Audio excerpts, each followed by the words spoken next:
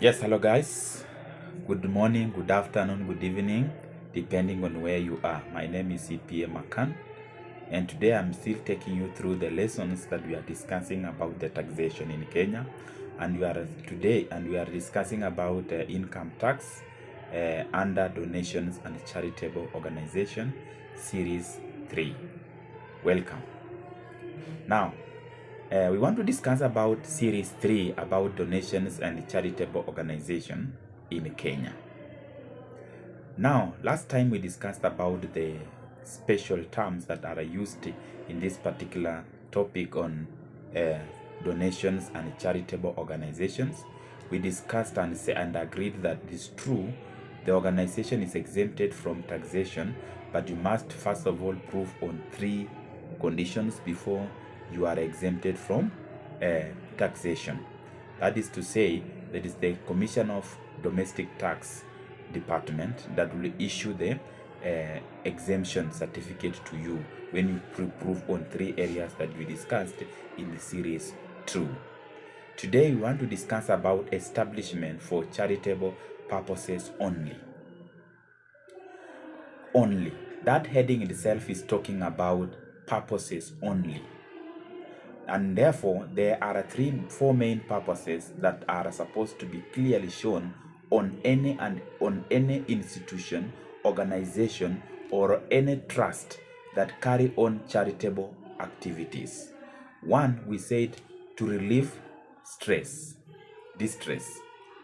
to relieve poverty. We also said to advance education or advance religion. So there are 4 main purposes.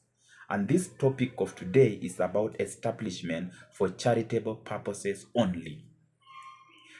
The church that we have is treated as a charitable organization.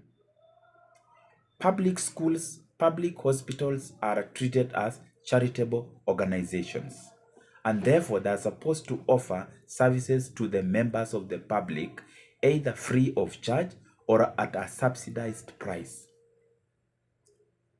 And we said also these parastatals are supposed to be exempted from tax, but after fulfilling the 3 reasons why it was included under charitable organizations. Now, this particular topic is trying to tell us that the commissioner shall consider a charitable organization to be established solely for charitable purposes only if 1, it is organized and operated exclusively for one or more of the charitable purposes. That when for a commissioner to establish that it is true that particular organization is charitable organization, you must provide from the documents we said, that is a memorandum of association and the article of association should clearly establish that it is true that organization is having at least 1 or 2 or 3 or all purposes that I've mentioned. So that is number 1. That is that only the Commission of Tax will establish that organization is operating under purposes that is indicated in the law. Number two is that its charitable purposes are directed towards public benefit. Any institution you carry and you claim or allege to be a charitable organization should automatically provide or give more effort to the community, and the community is able to benefit from it. So for a commission of tax to prove that your organization is established and it is working under the specific purpose, then it must be seen that it is true its charitable purposes are directed towards the public benefit. Very important. So those are the 3 main 2 reasons why the establishment for charitable organizations only. That number 1, you must first of all prove that it is true you are operating under exclusively one purpose or more. 2, the activities or the charitable activities you are carrying are purely benefiting the public. Correct? The next subtopic is what they call organizational test. This one is purely about the organizational structure where an organization is being checked by the Commissioner of Domestic Tax. In this case, it is the Commissioner of Domestic Tax to ensure that the organization is complying with the rules under the charitable organizations. In this case, the Commissioner shall consider a charitable organization to be organized exclusively, okay, for one or more charitable purposes only if such a charitable organization's governing documents prove A, limits the objectives of such charitable organization to be one or more charitable purposes. Very important. That number one, the objective of that, remember we said objective is the purpose, is the why is it in existence. It is the objective of that particular organization that will prove that it is true that particular organization is operating under a charitable purpose. And this charitable purpose can be proved in four ways. Number one, provided that a charitable organization shall, in its founding document, clearly, founding documents here, talking about the Article of Association, Memorandum of Association, should clearly dictate Roman 1 or 1, state its primary charitable purpose. What is the purpose of that church? What is the purpose of that school? What is the purpose of that hospital that you have? What is the purpose of that rescue center that you have? What is the purpose of that daycare where you keep the children for other for parents to go and look for jobs? What is the purpose? So this purpose must be clearly stated in the primary document. Number two, specify the charitable activities it intends to carry out to achieve its charitable purpose. What is the activities are you doing? If it is about the church, it is purely it's spiritual nourishment. If it is about the hospital, we have to see that you are offering treatment to the people or the public. If it is about the school, you are providing affordable school fees that is below the market price. So you must prove, or you must provide a clear activity you are carrying. Number four, specify the criteria for defining and selecting its beneficiaries in a manner that is open and need-based. Now, how do you get the members? How do you recruit the members to benefit from this particular organization of yours? In this case, you have been told that you must be very clear. You must show what are the criteria you are using to get this particular or to select these people.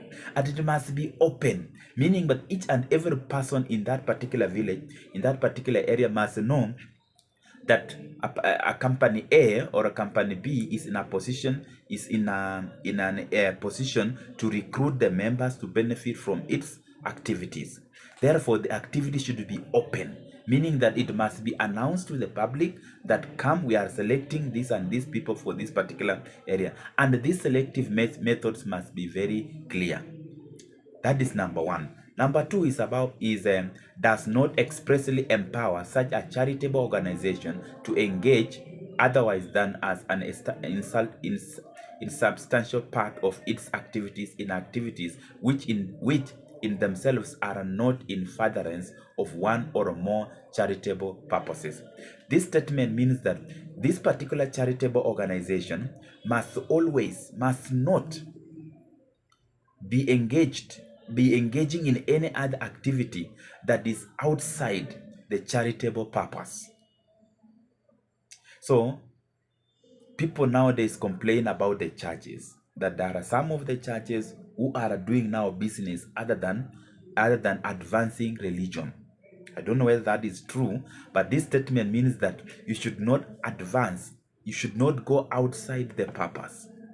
Number three, prohibits it from providing private benefits directly or indirectly by making any part of its income payable to or available to any person, including its creators or their family members or shareholders, members, employees, office bearers, directors, trustees, or persons controlled directly or indirectly by such private interests, except as it's provided in these rules.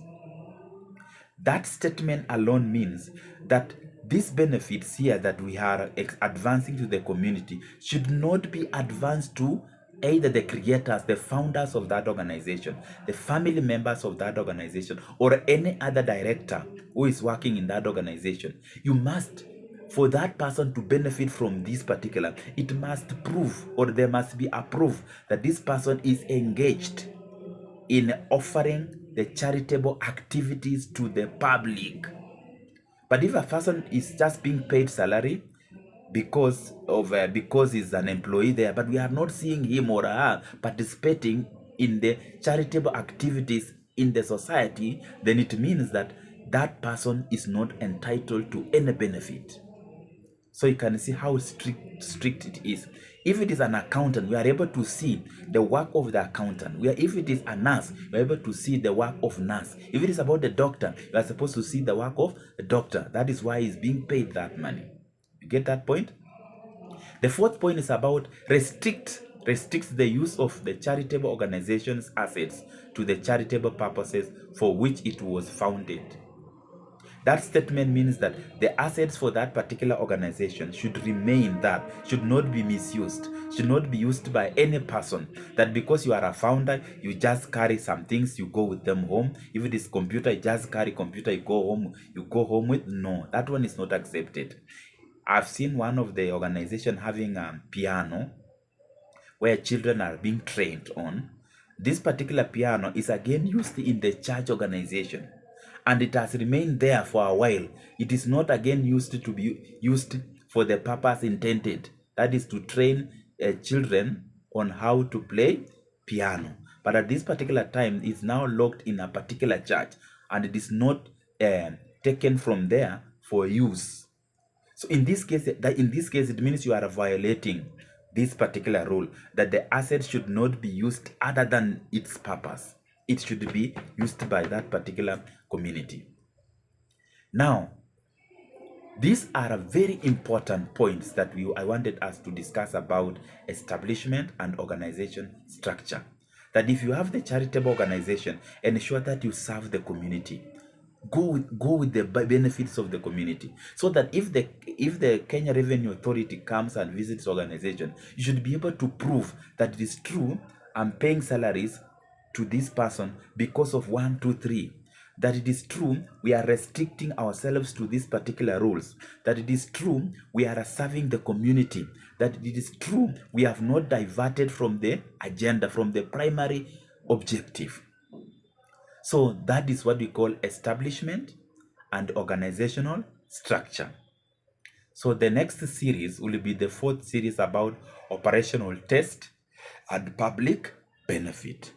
So thank you so much, friends, and thank you for following me, and thank you for sharing this information, and thank you also for inviting people to like my page. Thank you, and I say thank you so much. Continue liking, continue sharing, continue following me, and continue asking questions for the benefit of you and the future. God bless you.